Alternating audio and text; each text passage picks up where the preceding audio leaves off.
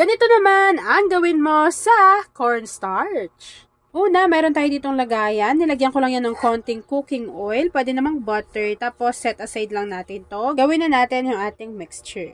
Una, maglagay muna tayo dyan ng 1/3 cup ng cornstarch. Siguraduhin na hindi pa nakabukas yung apoy sa ating kalan.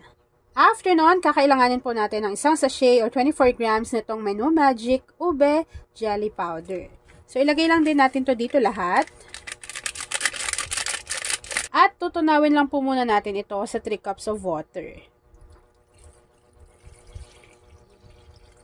After adding ng ating water, tutunawin lang po muna natin yung ating dry ingredients para hindi lang siya namumuo sa bottom ng ating pan.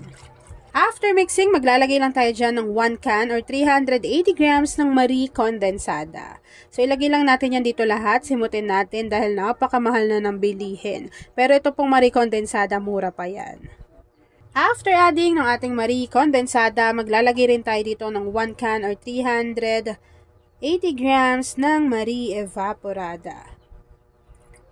Maglagay din tayo dyan at least half teaspoon ng vanilla essence or vanilla extract. We used to be best buddies, and now we're not. Tapos, haluin lang po muna natin ito ng maigi hanggang sa mag-combine. And then, kapag nahalo nyo na yan ng maigi, pwede na po natin buksan yung ating apoy sa ating kalan over medium to low heat. So, dapat medyo medium lang muna yung ating mixture. Kapag nakita ninyo or naramdaman ninyo na kumukulo na yung ating mixture at medyo umiinit na yan, pwede na natin tong hinaan kasi po, hihintayin lang naman natin na kumapal yung kanyang consistency.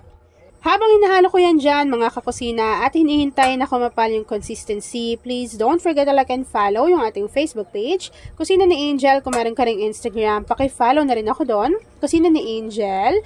At kung gusto mong matuto pa ng iba pang mga recipes o kaya naman gusto mo mag-share ng mga niluluto mo everyday, pwede kang sumali sa ating Facebook group. Andyan lang po yan sa ating Facebook page. Ako ang bida ngayon, ako nang ang bida ngayon. Huwag kang kumontra kung ayaw mong masipa sa mukha. Masipa sa mukha. Kaya ngayong gabi, ako'y titingalain. Ngayong gabi, ako si Dara, ako ang Diyosa, ako ang talang nagniningning sa kalangitan. Ako si Wonder Woman, ako ang superstar, akin ang sandali, ako ang reyna ng gabi. Reyna ng gabi. At ayan na nga mga kakusina, kapag kumapal na po yung consistency ng ating mixture, pwede nyo na pong i-off yung apoy sa inyong kalan at agad-agad nyo po itong isalin doon sa inyong mga lagayan kasi po mabilis po itong mag-set or mag-firm.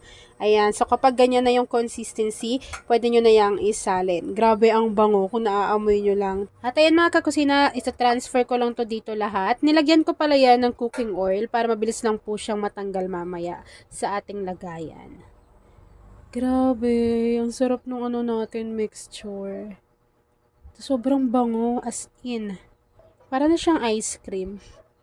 At ayan na mga kakusina, kapag na-transfer na po natin to dito sa ating lagayan, hihintayin lang po natin yung mag-set, mag-firm, lumamig, and then after po nun, ipapakita ko na sa inyo kung ano yung natapos nating easy dessert recipe.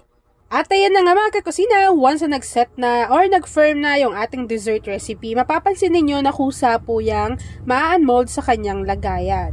At ayan na nga mga kakusina, tapos na naman po ang ating easy dessert recipe na creamy ube pudding. Kung nagustuhan mo yung ating video, please like and share this video. At kung hindi ka pa nakakapag-subscribe sa aking YouTube channel na Kusina ni Angel, please click subscribe button, click mo na yung notification bell, click all para lagi kang updated sa bawat na-upload kong mga videos. Yan lang mga kakusina. Thanks for watching and enjoy this video.